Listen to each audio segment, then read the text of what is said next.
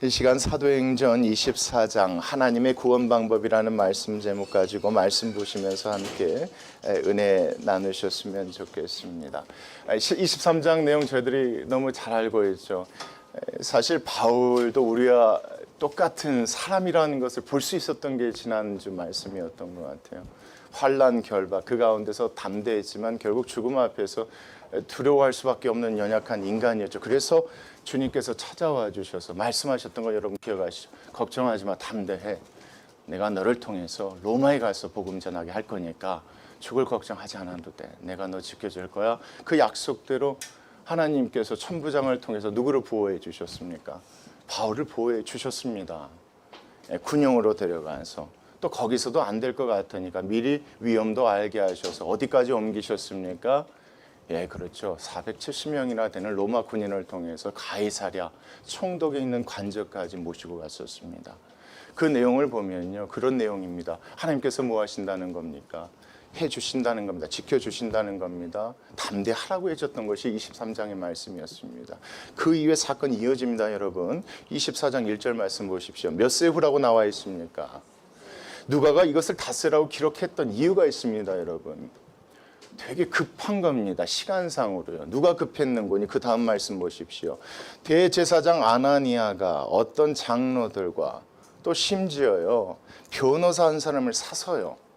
이 사람이 보니까 이름 자체가 유대인은 아닌 것 같아요. 변호사 한 사람을 돈 주고 사서 더들로와 함께 내려옵니다. 급하게입니다, 여러분. 그렇잖아요. 비밀리에 지금 바울을 어디로 옮겼습니까? 가이사라에 있는 총독의 관저로 옮겼습니다, 여러분. 이 소식이 알려지자마자 이 사람들이 급하게 준비한 겁니다. 누가요? 대제사장과 또 장로들이 같이 돈 주고 유능한 변호사 한 사람을 사서 지금 누구를 쫓아왔다고 얘기하는 겁니까? 예, 바울을 쫓아온 겁니다. 그럼 여기서 놓치지 말아야 될 거 꼭 그 사람들이 그래야만 할 이유가 있었는지 한번 되돌아볼 필요가 있습니다, 여러분. 바울이 지금 이런 상황까지 되게 된 것이 누구 때문에 그렇습니까? 대제사장들 때문에 그런 게 아닙니다, 여러분. 예루살렘 성전에 있다가 거기에서 한 유대인들이 선동해서 그것 때문에 결과적으로 이렇게 된 것입니다. 이 일을 시작한 것은 대제사장이 아니라는 얘기입니다, 여러분. 장로들이 아니라는, 그럴 이유가 없다는 거예요, 여러분. 이렇게까지 급하게 돈 주고 사람 사서 쫓아가서 바울을 고발할 정도로 그럴 이유가 우리가 찾아봐도 없어요. 우리가 생각하고 찾을 만한 이유라고 한 것은 공의 앞에 바울이 섰을 때 뭐 한 것 때문에요? 죽은 자의 부활을 증거한 것 때문에 사두개인과 바리새인들이 싸운 것밖에 없어요. 그러면 이 말씀 보면 여기에서 지금 닷새 만에 급하게 변호사까지 찾아서 왔다는 것은 뭐냐면 결국은요, 이 말씀 보면 여기 온 사람들은 바리새인이 아니라 누구라고 보실 수 있는 겁니까? 그렇죠. 부활을 믿지 않는 그 사두개인들이 온 겁니다. 여기서 와서 바울이 고발당할 만하고 이것 때문에 죽을 만한 이유가 없음에도 불구하고 이 사람들이 이렇게 쫓아온 겁니다. 쫓아와서 누구를 고발합니까? 예, 변호사 데리고 와서 바울을 고발하는 것인데 한번 보겠습니다. 2절 말씀. 이때 바울을 부릅니다. 누가요? 총독이 부릅니다. 그랬더니요, 더들로 여기서 데려왔던 돈 주고 사서 데려온 변호사, 유능한 변호사가 더들로가 그 가운데서 이제 재판이 열렸으니까 그 가운데 고발을 합니다. 뭐라고 고발하는지 보시겠습니다. 3절. 자, 벨리스 각하여, 벨리스 총독이요. 자, 우리가 당신을 힘입어 무엇을 지금 누리고 있습니다? 평화를 이렇게 누리고 있습니다. 여러분, 이 돈 주고 사온 이 변호사가 얼마나 유능할지 한번 생각해 보십시오. 나름대로 다 준비해 온 겁니다. 당신의 은혜로 우리가 이렇게 평화롭게 살고 있습니다. 여긴 깔려 있는 게 있습니다. 이 사람 때문에 지금 이게 시끄럽습니다. 그 얘기하려고 하는 거예요. 당신의 우리가 너무 태평을 누리고 있는데 여기 있는 이 바울 때문에 이 태평이 깨졌습니다. 그래서 고발하려고 합니다. 나름대로 생각해서 이렇게 온 거예요. 그리고 그 다음 말씀 보십시오. 또 이 민족이 당신의 선견으로 말미암아, 당신의 은혜로 말미암아 여러 가지 더 좋아졌습니다. 개선된 것을 우리가 아는 모양으로나 어느 곳에 크게 감사합니다. 그냥 단순한 아첨 아부가 아닙니다, 여러분. 나름대로 철저하게 준비했던 겁니다. 지금 이 태평을 누리고 있는데 이것을 깨는 사람 이 바울입니다. 당신 때문에 좀 더 나아지고 개선되고 있는데 이 사람 때문에 지금 엉망진창이 돼가고 있습니다.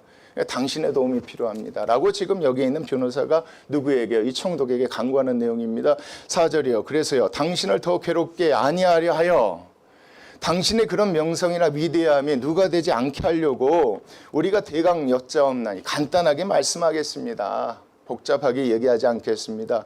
관용하여 잘 들어보시고 좀 판단해 주십시오. 그러면서 내용을 가지고 고발하는 내용이 5절부터 나옵니다. 여러분, 첫째, 우리가 봤는데 이 사람, 이 바울은 어떤 사람 같다? 전염병 같은 사람입니다. 이 사람 때문에 우리가 지금 누리고 있는 이 태평이 다 깨지고 있습니다. 그래서 고발합니다. 라고 변호사가 얘기합니다. 천하에 흩어진 유대인들을 다 뭐하게 합니다. 다 소요를 일으킵니다. 그래서 너무 시끄럽게 만들어버립니다. 이 사람은 그런 사람입니다. 또 이 사람은 어떤 사람입니까? 나사렛 이단의 우두머리로서 그와 같은 일을 행하니 그냥 두시면 안 됩니다. 그래서 우리가 다스 안에 달려온 겁니다. 사실과 다르죠, 여러분. 이거 놓치시면 안 돼요, 여러분. 사실과 달라요. 그래서 잡혀오게 된 것이 아니지 않습니까? 사람들이 오해한 게 있었죠. 바울은 누구를? 유대인들에 대해, 율법에 대해, 성전에 대해서 비방한다는 그런 오해 때문에 그렇게 만들어졌다는 거. 그에 대해서 충분히 바울이 설명을 했단 말이에요. 이 고발은 뭐하지 않습니까, 여러분? 의롭지 않습니다. 이게 뒤에 말씀 보실 때 중요합니다. 이 고발은 의롭지 않습니다. 의롭지 않은 고발을 누가 하고 있습니까, 여러분? 대제사장과 장로들이 하고 있다는 게 중요합니다. 그러면 안 되거든요, 여러분. 이 내용이 사실과 달라요. 의롭지 않는 고발 내용이에요. 근데 이걸 누가 한다고요, 여러분? 대제사장이 한다고요. 모든 이스라엘 백성을 대표하는 대제사장이, 모든 백성들 대표하는 장로들이 돈 주고 사온 이 변호사가 이렇게 얘기하는 거 보세요. 뭐하지 못하다고요? 의롭지 않은 고발이 이루어지고 있습니다. 그리고 그 다음 말씀 보십시오. 6절, 그가 또 무엇을 합니까? 성전을 또 더럽게 하려 함으로. 성전을 언제 더럽게 하려 한 적이 있었습니까? 성전에 있었을 때 뭐하고 있었습니까? 7일 동안 나사렛 결례를 행하는 사람들의 필요한 것들을 도와줬던 여러분 기억하시죠? 성전을 더럽게 한 적이 없습니다. 대충 이런 식으로 사실과 다른 일을 가지고 자기네들 마음에 안 든다고, 나는 부활 믿지 않는데 부활 증거한다고, 그것 때문에 기분 나빠서 돈 주고 사람 데리고 와서 이렇게 하는 행동 누가 한다고요, 여러분? 대제사장 장로들이 한다고요. 하나님이 세운 사람이라는 사람들이 이렇게 한다고요. 여러분, 이 모습 잊지 마십시오. 이 모습을 보시면서 나중에 등장하는 바울의 모습을 보셔야지 비교가 됩니다. 그래서 제가 이렇게 얘기하는 겁니다. 의롭지 않는 고발. 누가요? 대제사장과 유대인들이요. 성전 더럽힌 적이 없단 말이에요. 그 다음 말씀 보시죠. 우리가 갖고 있는 성경은 뭐라고 써져 있어요? 6절 하반부터 8절 상반절 없다고 표현되시죠. 간단히 설명드리면 이렇습니다. 성경은요, 여러 사람에 의해서 기록되어졌고 번역이 되다 보니까 어떤 것은 이 부분이 빠져 있는 부분도 있고 들어가 있는 부분도 있습니다. 우리가 읽고 있는 성경은 여러분 빠져 있는 부분을 가지고 번역해서 기록한 거기 때문에 우리는 없다고 나와 있습니다. 그러면 기록되어 있는 내용들은 뭐냐면, 우리가 그렇게 했는데 천부장이 이 사람을 데리고 여기까지 와서 우리가 어쩔 수 없이 여기까지 왔습니다. 그런 내용들이 7절, 8절에 기록되어 있다고 보시면 되니까 그렇게 중요치는 않습니다. 그리고 그 다음 말씀 보십시오. 8절, 당신이 친히 그를 심문하시면 우리가 고발하는 이 모든 일을 아실 수 있으실 겁니다. 웃기죠? 총독이 속으로 비웃죠. 왜요? 이미 뭘 받아봤습니까, 여러분? 천부장이 이미 쓴 편지를 받아본 후잖아요. 천부장이 거기서 보증했잖아요. 내가 아무리 봐도 이 사람 죄진 게 없다라고 얘기를 했단 말이에요. 속으로 얼마나 웃었겠습니까? 중요한 건 그래도 재판이 이런 가운데서 그렇게 얘기를 했다는 겁니다. 9절 말씀 같이 읽겠습니다. 유대인들도 이에 참가합니다. 야, 그러니까 이거 보니까 대제사장 참 부끄러운 사람이에요. 그렇죠? 하나님의 율법을 가르치고 율법을 가장 거룩한 자리에서 지켜야 될 사람이 의롭지 않는 고발한 것도 모자라서 사람들 다 동원하고 돈 주고 이방인 변호사 사서 아무 잘못 없는 누구를 죽이려고 합니까, 여러분? 누구를 죽이려고 합니까? 바울을 죽이려고 해요. 그러면서 거기 있는 유대인들도 이에 참가해요. 이 말이 옳다 주장합니다. 하나님의 백성이 지금 어째요? 의롭지 못한 거죠, 여러분. 자, 그 다음 말씀 9절부터 그 다음 말씀 10절부터 보시면 이에 대한 바울은 또 다른 모습을 보여줘요. 한번 보겠습니다. 10절입니다. 총독이 바울에게 머리로 표시하여 말하랍니다. 한번 그래, 네가 한번 변론해봐라. 그가 대답하되 뭐라고 합니까? 당신이 여러 해 전부터 이 민족의 재판장 된 것을 내가 알고 내 사건에 대하여 기꺼이 내가 뭐 하겠습니다. 여러분 3절 말씀과 비교해서 보셔야 됩니다. 변호사가 했던 것과 바울이 변호하는 내용들이 조금 다르죠. 그때 태평케 하신, 모든 것을 개성케 하신 당신의 은혜라고 고백했던 그와 다릅니다. 여러분, 이건 그러지 않습니다.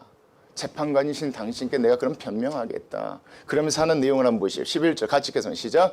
당신이 아실 수 있는 바와 같이 내가 예루살렘에서 예배하러 올라간 지 열 이틀밖에 되지 않았는데 그 가운데 내가 어떻게 사람들을 소유하고 선동할 수 있겠느냐, 이런 얘기하는 겁니다. 내가 도착하자마자 누구를 만났다? 교회 장로들 만났다. 교회 장로들이 부탁한 대로 그 다음 날에 정결 예식 7일 동안 섬기기 위해서 내가 어디에 있었다? 성전에 있었다. 그 시간만 따져봐라. 그리고 나서 폭동이 일어나서 나를 보호하려고 내가 군형에 끌려와서 여기까지 온 것이 12일인데 그 가운데 내가 무슨 일을 할 수 있었겠느냐. 잘 생각해봐라. 여러분, 사실을 가지고 지금 바울이 담대하게 이때부터 변명을 하기 시작합니다.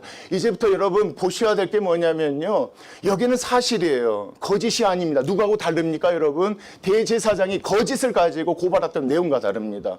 의로움이 드러나요. 사실을 가지고 얘기합니다. 왜? 담대할 수밖에 없죠. 여러분, 바울은 믿음이 생겼거든요. 천부장을 통해서 하나님께 자기를 구원해 주시는 걸 알고 믿게 된 거예요. 여러분, 그 가운데 더 이상 뭐가 두렵지 않습니까? 예, 죽음이 두렵지 않죠. 하나님께서 보호해 주신다고 약속하셨으니까, 죽더라도 부활의 소망이 있으니까. 그러지 않는 상황 가운데 이렇게 담대하게 사실, 여러분 이건 쉽지 않습니다. 여러분, 그런 비슷한 자리에 있어 본 분들은 아실 겁니다. 그 마음 건들지 않으려고요, 각종 말을 이렇게 만들어내는 자리입니다. 절대 사실 그대로 이야기하기 힘들고 어려운 자리예요. 여러분, 어떻게든 이 사람 심기 건드리지 않으려고, 이 사람 여건 좀 띄워줘서 이 문제 피하려는 마음이 드는데, 이 상황 가운데 바울은 그렇지가 않습니다. 그리고 얘기를 하는데 보겠습니다. 자, 그들은 내가 성전에서 누구와 변론하는 것이나 회당에서 또는 시중에서 물리를 소동하게 하는 것을 보지 못했으면서, 보지 못했죠.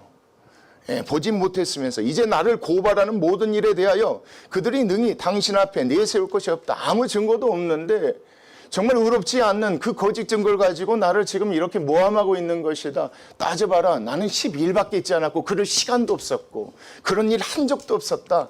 라고 담대하게 이야기합니다. 여러분, 이 사실을 얘기할 수 있는 건 바울 마음 가운데 그 믿음이 있었고 그 믿음 가운데 담대함으로 얘기하고 있는데, 14절 이하까지 계속 보시겠습니다.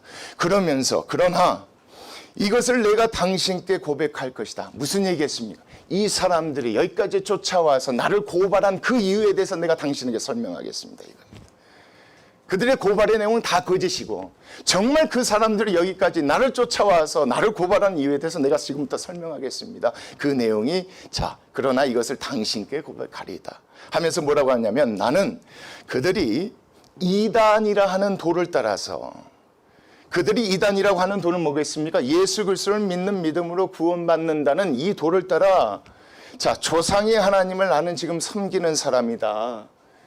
그 복음을 전하고 그 복음을 지금 증거하는 사람이다. 그 일을 하고 있는 사람이다. 그리고 율법과 선지자들의 글에 기록된 것을 나는 다 믿는다. 바로 그분이 누구시다? 여러분, 율법을 행함으로 구원받을 수 없는 우리를 위해서 이 땅에 하나님의 아들로 보내주신 분이 누구시다? 그 예수시다.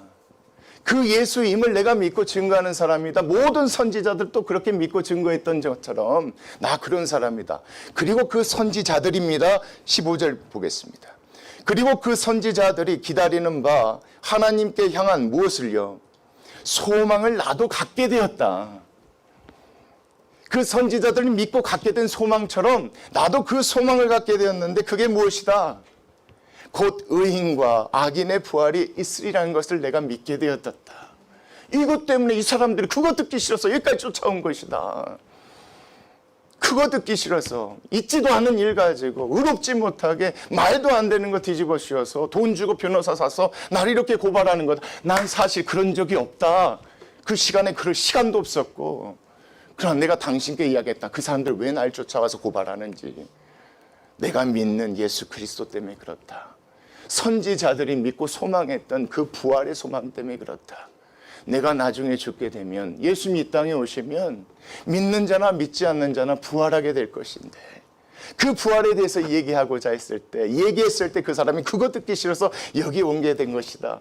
그 얘기를 하면서 계속 설명하는데 16절, 이것 때문에, 이것으로 말미암아 나도 자, 하나님과 사람에 대하여 항상 양심에 거리낌이 없기를 지금 힘쓰고 있는데 그거에 대해서 이 사람들이 오해하고 그렇게 한 것이다. 나는 절대로 그런 다른 일을 벌인 적이 없다. 이거 싫어서 그렇게 하는 것이다. 나는 어떤 사람이다? 선지자들처럼 부활의 소망이 있는 사람이다. 내게 주신 양심에 따라 그 날까지 하나님을 섬기고자 하는 사람이다. 주님께서 붙여주신 우리 성도를 섬기고자 하는 사람이다. 그래서 내가 그 다음 말씀이에요. 그래서 여러 해 만에 내가 내 민족을 구제할 것과 재물을 가지고 왔는데 도대체 무슨 소리냐. 여러분 이 말씀 보십시오. 바울이 드러내고 있는 말씀이 있어요. 그냥 살기 위한 변명이 아닙니다. 이건 잘못된 겁니다. 이 사람들이 날 싫어하니 이것 때문입니다. 나에게 이 믿음이 있어서 이거 듣기 싫어서 이렇게 한 것입니다. 보십시오. 제가 그래서 온 겁니다. 제가 올 때 그냥 온 게 아닙니다. 이방의 여러 교회를 다니면서 이 예루살렘에 있는 우리 유대인들, 가난하고 힘든 사람들 돕게 하기 위해서 거기서 모은 헌금 갖고 온 겁니다. 왜요? 하나님께서 그걸 나에게 가르쳐 주셨거든요. 악인과 의인의 부활을 믿는 자들은 어떻게 살라고 얘기해서 가르쳐 주셨거든요. 저는 그 믿음대로 이렇게 한 것인데 그거 보기 싫어서 이 사람들이 그래서 나를 이렇게 말도 안 되는 식으로 고발하는 것입니다. 라고 지금 바울이 설명합니다. 그리고 그 다음 말씀입니다. 그것들을 가져와서 드리는 중에 내가 결례를 행하였고 모임도 없고 소동도 없이 성전에 있는 것을 그들이 보았습니다. 그러나 아시아로부터 온 어떤 유대인들이 있었는데 그 사람들이 말도 안 되는 걸 가지고 나를 그렇게 고발해서 그래서 폭동이 일어났고 그래서 내가 공회 앞에 서게 됐던 것입니다. 라고 설명하면서 19절입니다.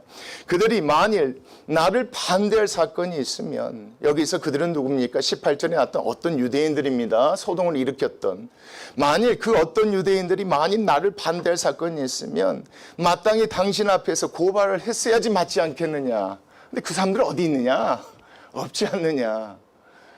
사실과 다른 것이다. 그렇지 않으면 이 사람들이 내가 공회 앞에 섰을 때 무슨 옳지 않는 것을 보았는가 한번 물어봐라. 재판장에 그렇게 물어보세요. 내가 거기서 무슨 얘기했는가? 소욕해 하는 일이 있었는가 없었는가? 나는 부활밖에 증거한 것이 없다. 그게 21절 같이 시작. 오직 내가 그들 가운데 서서 외치기를 내가 죽은 자의 부활에 대하여 오늘 너희 앞에 신문을 받는다고 한 이 한 소리만 있을 따름이다. 나는 이걸 믿고 증거한 것이다. 이 믿음 안에서 내가 하나님을 섬기고 사랑하는 이웃들을 섬기기 위해서 재물을 가져와서 나눠주고 있었던 것뿐이다. 나는 어떤 이유 가지고 소동도 일으킨 적도 없고 사람들을 선동해서 분쟁을 일으킨 적도 없다라고 얘기를 합니다. 이 얘기가 마치자마자 여러분 총독이 어떤 판결을 낸지 한번 보시겠습니다. 22절. 벨릭스가 이 도에 관한 것을 자세히 아는 거로 연기하여 이르되 자, 천부장 루시아가 내려오거든 너희를 처결하리라 하고 이건 변명합니다. 뭐 하려고요? 연기시키려고요, 여러분. 이 재판 자체를 연기시키려고 이렇게 변명을 하는 겁니다. 사실 천부장이 내려올 때까지 기다려야 할 이유가 없거든요, 여러분.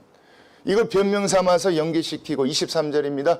백부장에게 명하여 바울을 지키되 자유를 주고 그의 친구들이 그를 돌보아 주는 것을 뭐 하려고 합니까? 금지하지 말라고 합니다. 어떤 면에서는 여러분 좋게 볼 수도 있겠지만 어떤 면에서 보면 이건 우리가 생각하는 결과가 아닙니다, 여러분. 죄가 없으니까 풀어줘야지 맞지 않습니까? 지금 내용을 보면요. 죄가 없기 때문에 풀어놔야지 맞습니다. 근데 갇혀 있어요, 여러분. 여기서 우리의 생각도 좀 약간 혼란스러워. 왜 그랬지? 무슨 하나님의 뜻이 있지? 죄가 없잖아요, 여러분. 바울은 고소당할 만한 이유도 없고 충분한 변명이 이루어졌단 말이에요.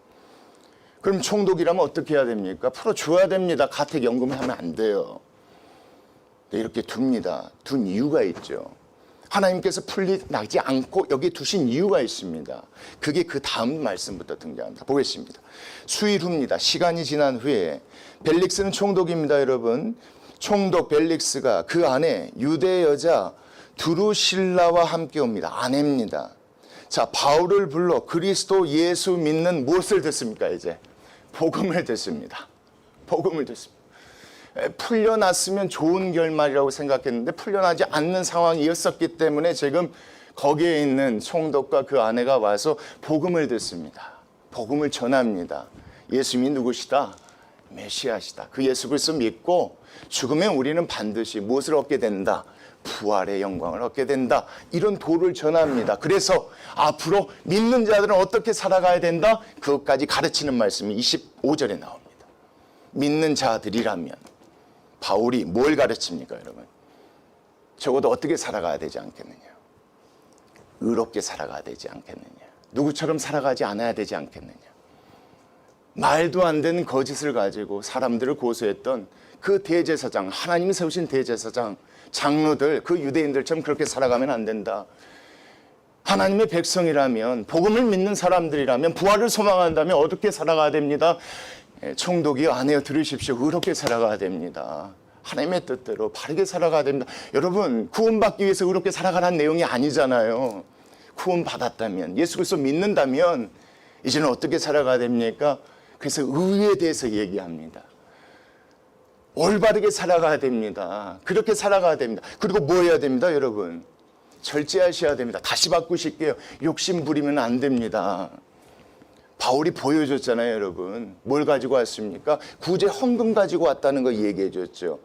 왜 구제 헌금 갖고 왔다고 얘기했습니까? 나는 부활을 믿는다. 주님 앞에 설 날을 믿는다. 하나님의 뜻이 무엇인지 나는 분명히 알았다. 하나님 사랑하고 이웃 사랑하는 거. 나 그거 실천하기 위해서 구제 헌금 갖고 왔던 것처럼 총독이 안 해요. 정말 예수 그리스도 믿고 부활을 믿는다면 이렇게 사십시오라고 가르치는 겁니다. 이게 의롭게 사셔야 됩니다. 착하게 사셔야 됩니다. 욕심 부리시면 안 됩니다. 어떻게 해요? 절제하면서 사셔야 됩니다. 우리는 뭐 믿는 사람들입니까? 그 다음 말씀입니다. 장차오는 심판을 감당합니다. 그렇게 하지 않으면 지옥 간다는 얘기가 아닙니다. 여기 심판은, 믿는 자들의 심판은 여러분 의의 심판이지 불의에 대한 심판이 아닙니다. 그러나 믿는 자들이면 주님 앞에 섰을 때에 그래도 이렇게 살았음에 대해서 칭찬받는 인생 살아가야 되지 않겠느냐. 그러니까 이렇게 살아가야 되는 것이 맞다고 계속 가르치는 겁니다. 근데 그 마음 가운데요, 갑자기 이 얘기를 들었던 총독의 마음 가운데 벨릭스가 뭐 했다고 얘기합니까? 두려워했다고 얘기합니다. 왜요? 듣긴 들었으나 이 안에 그런 것이 없거든요. 뭐가 없어요? 의도 없고, 의로운 사람이라면 누구를 놓아줬어야지 맞습니까? 바울 놓아줬어야지 맞아요. 그 마음에 뭐가 없는 사람이라면, 욕심이 없는 사람이라면 이런 얘기 들었을 때 아멘, 감사, 할렐루야 해야죠. 두려움이 있을 수가 없잖아요. 이 말씀 그렇게 보셔야 돼요. 그래, 두려움이 임해요. 그리고 대답하되 지금은 가라, 내가 틈이 있으면 너를 부르리라 하고요. 그 다음 말씀까지 보겠습니다. 동시에 또 바울에게서 돈을 받을까 바라는 거로 더 자주 불러 같이 얘기합니다. 그 마음에 뭐가 있습니까, 여러분? 욕심이 있는 거예요. 계속 듣긴 들어요. 근데 이걸 버리지 못해요. 이런 그리스도인들 되면 안 될 것 같아요. 믿으니까 믿는 대로 사는 것이 정말 중요한 것 같아요. 하나님이 그걸 통해서 어떻게 일하셨는지를, 어떻게 역사하셨는지를 누가가 그대로 기록해서 우리한테 전해주는 것 같아요. 여러분, 여기서부터는 바울이요, 말이 아니라 삶을 통해 복음을 전해요. 그거 돈 받으면요, 돈 주면, 네가 이 돈 주면 내가 풀어주겠다요. 바울이 무슨 돈 있습니까? 돈 있어요. 17절 말씀 보세요. 여러 해 만에 내가 민족을 구제 헌금이 있다고 생각한 거예요, 이 사람이. 이거 돈 받아 먹으려고 한 거예요. 복음도 들었는데요, 천국 부활 심판 믿지 않는 거예요, 이 사람이. 그러니까 이렇게요. 그 가운데 바울이 흔들렸을까요, 여러분? 흔들리지 않아야 말이 되잖아요. 그 다음 말씀 보십시오. 27절. 몇 년이 지납니까? 2년이 지납니다. 이태가 지났다. 2년이 지났습니다.